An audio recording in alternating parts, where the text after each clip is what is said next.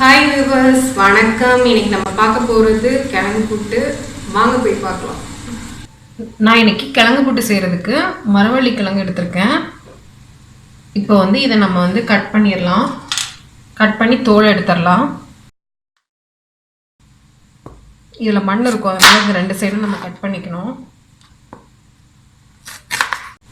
இப்போது நம்ம கிழங்கோட ரெண்டு பாகத்தையும் கட் பண்ணிட்டோம். இப்போ நம்ம இதோட தோல் எடுத்துடலாம்.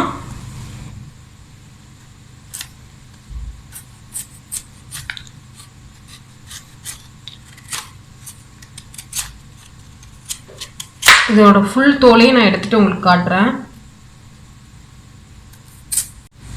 பாருங்க, கிழங்கோட தோலெல்லாம் நம்ம எடுத்தாச்சு.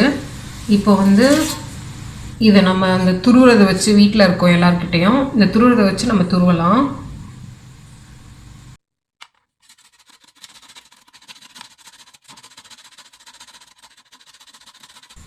பாருங்க, ஃபுல்லா துருவி எடுத்துட்டோம். இப்போ நம்ம இதில் உள்ள பாலெல்லாம் புழிஞ்சு எடுத்துடலாம்.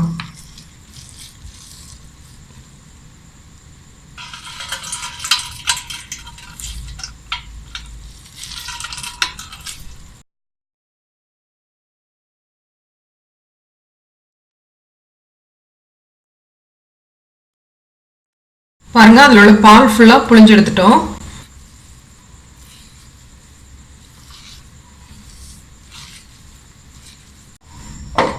இதில் ஒரு அரை டீஸ்பூனுக்கு உப்பு போட்டு விரவிக்கலாம்.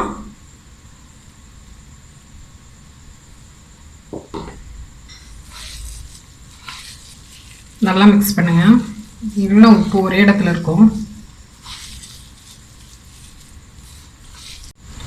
பாருங்க, கொஞ்சம் தேங்காய், துருவன தேங்காய் கொஞ்சம் எடுத்துக்கோங்க. இப்போ நம்ம இது புட்டுக்குழல்ல வைக்கலாம். ஃபர்ஸ்ட் அடியில் கொஞ்சம் துருவன தேங்காய் போட்டுக்கோங்க. அப்புறம் இந்த கிழங்கு துருவனதை போட்டுக்கோங்க. அப்புறம் கொஞ்சம் துருவன தேங்காய் போட்டுக்கோங்க. அப்புறம் கிழங்கு போட்டுக்கோங்க.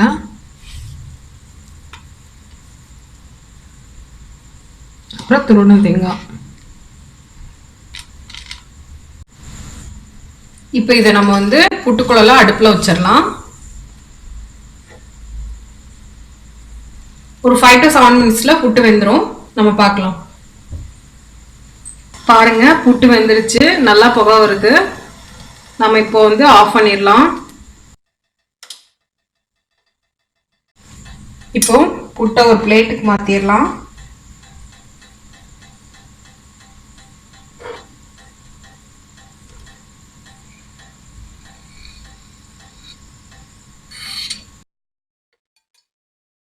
பாருங்க எவ்வளவு அழகா வந்திருக்குன்னு.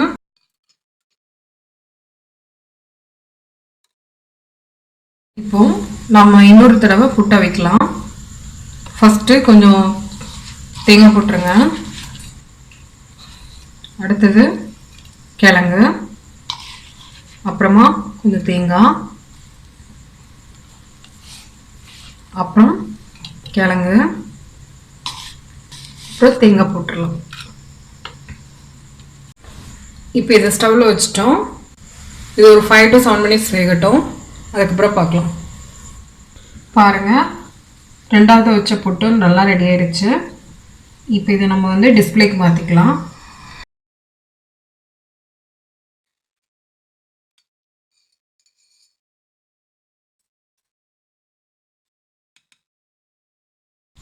டட்டடாய், ஆவி பறக்க பறக்க சுவையான புட்டு ரெடி. வாங்க சுவைக்கலாம். கிழங்கு புட்டு செஞ்சதை பார்த்துருப்பீங்க. நீங்களும் வீட்டில் ட்ரை பண்ணி பாருங்கள். ட்ரை பண்ணி பார்க்கறதுக்கு முன்னாடி என் சேனலை சப்ஸ்கிரைப் பண்ணுங்கள். பக்கத்துக்குரிய பெல் பட்டனை ஒரு அடி அடிச்சிருங்க. மறக்காமல் கமெண்ட் பண்ணுங்கள். இன்றைக்கி உங்களுக்கான டிப் என்னென்னா, சூடை கரைஞ்சி போகாமல் இருக்க அந்த சூடை இருக்கிற டப்பாவில் ஒரு 5 மிளகு போட்டு வச்சிங்கன்னா சூடை கரையாது. நன்றி.